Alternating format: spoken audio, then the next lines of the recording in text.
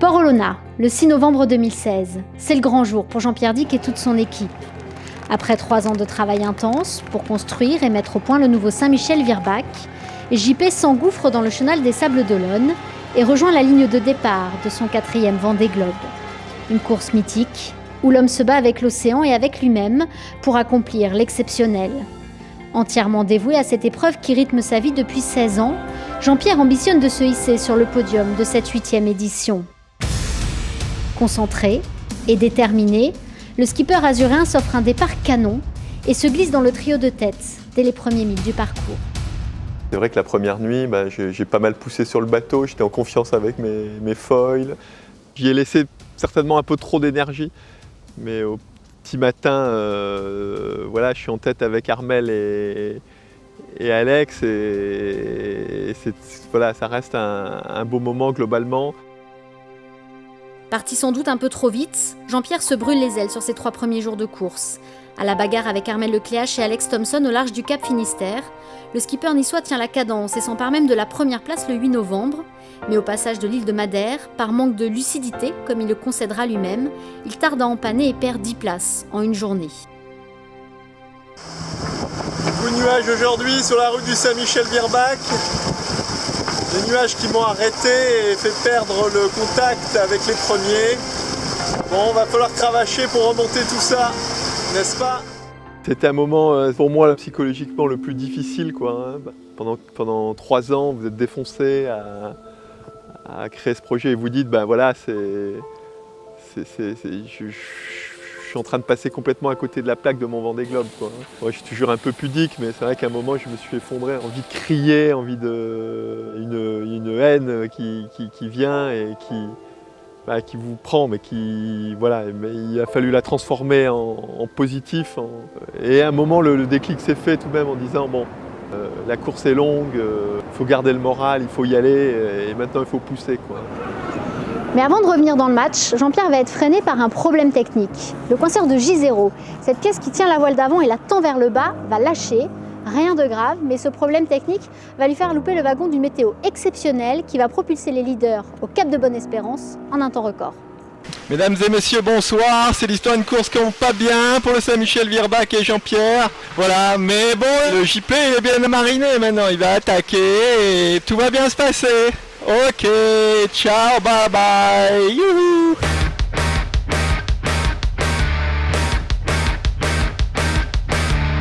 Pas question donc de se laisser abattre. Jean-Pierre passe en mode chasseur, bien décidé à remonter un à un ses adversaires. Thomas Ruyant, pour commencer, puis Jean Lecam, dont il dérobe la 9e place au terme d'une belle bagarre au large des côtes brésiliennes. Et oui, je ne sais pas si vous l'avez vu, mais c'est Jean Lecam. Nos routes viennent de se croiser, on vient de se parler par VHF, un petit mot sympa. Ouais, allô, Jean-Pierre, tu me reçois? Ouais, comment tu vas? Bah écoute, pas mal, ça va bien. Toi, tu vas comme un avion, dis donc. En mode avion, en mode fusée même, Jean-Pierre, que Jean Lecam surnomme désormais le Chevalier Noir, commence à prendre pleine possession de ce bateau qu'il n'a pas eu le temps d'apprivoiser avant le départ. Mené par un skipper plein d'assurance, Saint-Michel-Virbac s'envole sur ses foils et s'engouffre à pleine vitesse dans les mers du Sud. Après le poteau noir, au contact avec Jean Lecam, Thomas Ruyant, j'ai réussi à me rebâtir un peu personnellement, à reprendre un peu confiance dans le bateau, à doubler Jean Lecam. Ça a été positif avant de rentrer dans les mers du Sud. Les mers du Sud, un univers dans lequel Jean-Pierre s'aventure toujours avec plaisir et humilité. Mais alors que l'alchimie opère et que le Niçois est en osmose avec sa machine, il commet une faute qu'il qualifie d'impardonnable. Je suis rentré dans la zone des glaces de façon accidentelle finalement, en tout cas pour moi. Et j'ai dû revenir en arrière au près à tirer des bords pour repasser le point. Et évidemment, je m'en suis voulu. Et la haine d'avoir commis cette erreur. Je voulais envoyer un petit message aux amis et sponsors pour m'excuser sur l'incroyable effet Vullière dont ça rapporte des glaces. Voilà, maintenant la course continue, il y a encore des opportunités. Donc, positif, on va de l'avant. Vexé, Jean-Pierre encaisse le coup, redresse les épaules et remet du charbon pour reprendre sa progression vers l'est. 7e, à la poursuite de Yann Eliès, triple vainqueur de la solitaire du Figaro, qu'il entend lui aussi mettre dans son sillage. Il y a le cas Jean-Pierre qui est derrière à 20 nœuds. Il m'a l'air énervé. Je pense qu'il doit avoir bien les boules de rentrer dans cette zone de glace. Il a envie de nous croquer. Alors Jean-Pierre, on va pas se laisser faire. Si le message de Yann est clair, la détermination de Jean-Pierre l'est tout autant, même s'il refuse de jouer les têtes brûlées lorsque la sagesse impose de lever le pied, comme en témoigne son détour par le détroit de Bass pour éviter une dépression d'une rare violence au sud de l'Australie.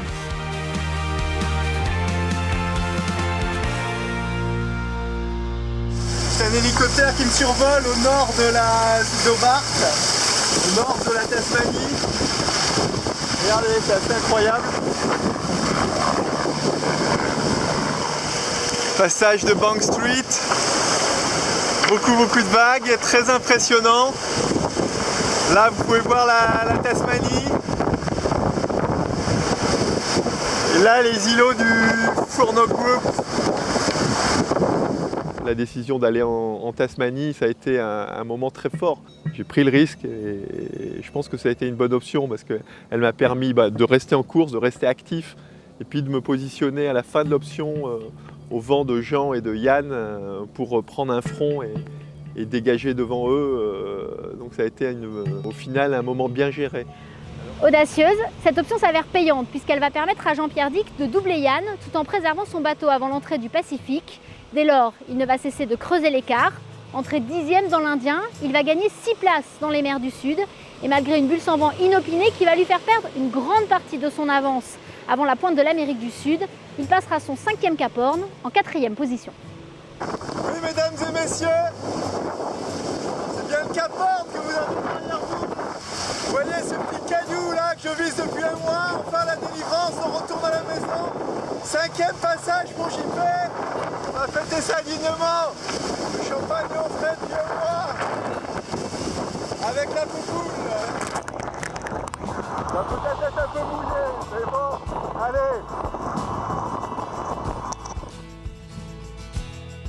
Réussir à passer là-bas après un mois de souffrance et de difficultés d'humidité, de vie difficile, voilà, c'est un moment très fort de passer ce rocher pour la 5e fois, ce qui est même assez incroyable. Ouais.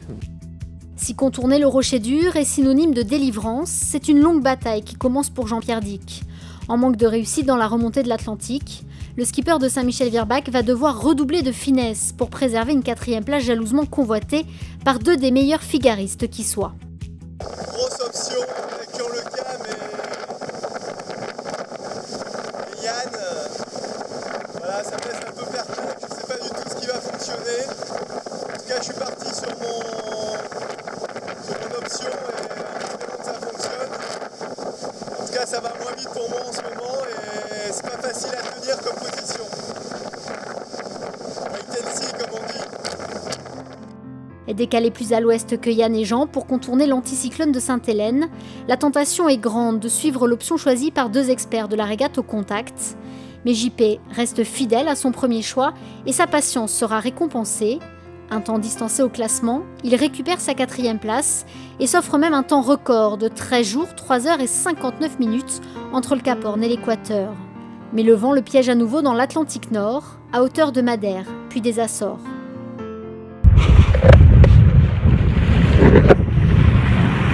Pétole, quand tu le tiens.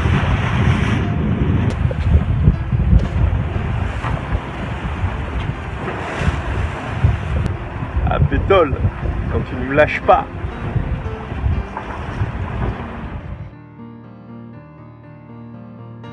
Une fois de plus, JP tâche de garder le sourire, même s'il voit fondre son avance comme neige au soleil. Tenace, il met tout son cœur et toute son énergie à préserver son avantage, et rien, pas même une mauvaise chute, n'auront raison de son abnégation. Bonjour, je suis tombé pendant une manœuvre ce matin et voilà, vous voyez, je me suis bien éraflé la figure dans les filières là. Et donc on a pensé à ça, ce petit truc, c'est une agrafeuse Je vais essayer d'agrafer la plaie là, vous voyez cette plaie là, ici là. Vous voyez ces agrafeuses, c'est à appliquer tout seul, c'est pas évident parce qu'on voit pas bien.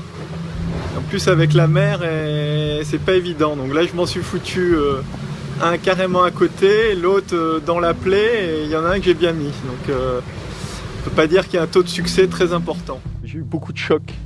Les bateaux sont assez brutaux, très physiques avec ses voiles à portée. Bon, aussi ces coups d'arrêt dans les vagues, il y a un côté vraiment un engagement physique très important. Voilà, le bonhomme souffre. Et là, je ne pensais pas du tout, mais je me suis pesé et j'ai perdu 5 kilos, ce qui me subjugue parce que je pensais avoir un peu pris de poids parce que j'ai beaucoup mangé mes lyophilisés en question. Je compensais les aliments plaisir, les chocolats, tout ça, et j'ai perdu 5 kilos, quoi, hein. Donc effectivement, j'ai beaucoup donné. Finalement, après 80 jours d'une course dans laquelle il aura commis des erreurs, mais n'aura jamais fléchi face à l'adversité, Jean-Pierre franchit la ligne d'arrivée le 25 janvier à 14h47, en 4e position.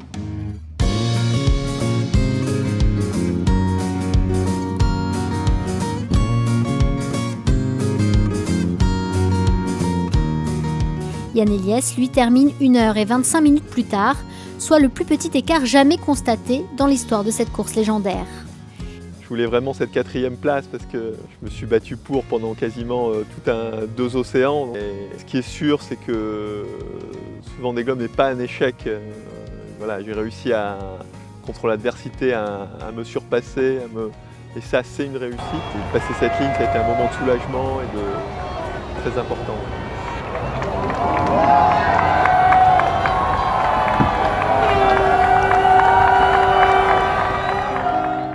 Le Vendée Globe, c'est la capacité à se surpasser et la force mentale qu'il faut pour terminer et gagner une course comme ça, quoi, hein. Ce combat avec l'océan, ce combat avec moi-même, il est très fort et on aboutit à quelque chose d'exceptionnel qui fait rêver les gens, qui mérite d'être vécu. Et pendant ces 16 ans, ces 4 courses auront marqué ma vie, m'auront façonné, mon